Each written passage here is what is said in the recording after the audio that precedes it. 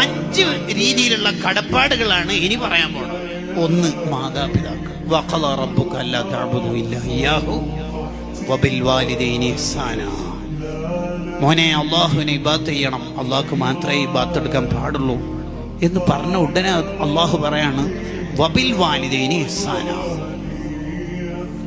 വബിൽ വാലിദൈനി ഇഹ്സാനാ, മാതാപിതാക്കൾക്ക് ഗുണം ചെയ്യണം. ഇതെന്തിനാണ് അള്ളാഹുവിനെ ഇബാദത്ത് എടുക്കണം എന്ന് ഉടനെ ഈ വിഷയം ചേർത്ത് പറഞ്ഞത്?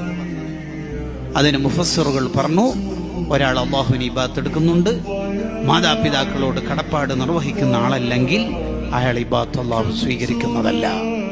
ഇത് അറിയിക്കാനും കൂടിയാണ് ഒന്നിച്ച് അള്ളാഹു പറഞ്ഞേക്കുന്നത്. റിളർ റബ്ബി ഫീ റിളൽ വാലിദ്സ്, മാതാപിതാക്കളുടെ പൊരുത്തത്തിലാണ് അള്ളാഹുവിന്റെ പൊരുത്തം.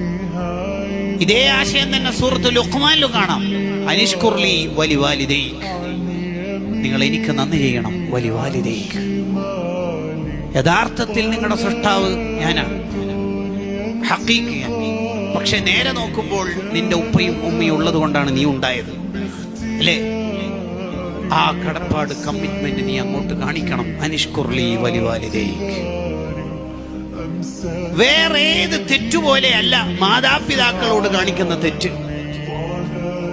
വേറെ ഏത് തെറ്റിനും ശിക്ഷ ആഖിറം വരെ അള്ളാഹു കാത്തിരിക്കും. മാതാപിതാക്കളോട് കാണിക്കുന്ന തെറ്റിന് ഇവിടുന്ന് തന്നെ അതിന്റെ ശിക്ഷകൾ കിട്ടിത്തുടങ്ങുന്നതാണ്. അതിന്റെ ഒരു ശിക്ഷയാണ് നമുക്ക് ജനിക്കുന്ന മക്കൾ നമ്മെ ധിക്കരിക്കും എന്നുള്ളത്. നമ്മുടെ മക്കൾ നന്നാവാനുള്ള ഏറ്റവും നല്ല വഴി നമ്മൾ നമ്മുടെ മാതാപിതാക്കളോട് നല്ല രീതിയിൽ പെരുമാറുക എന്നുള്ളത്.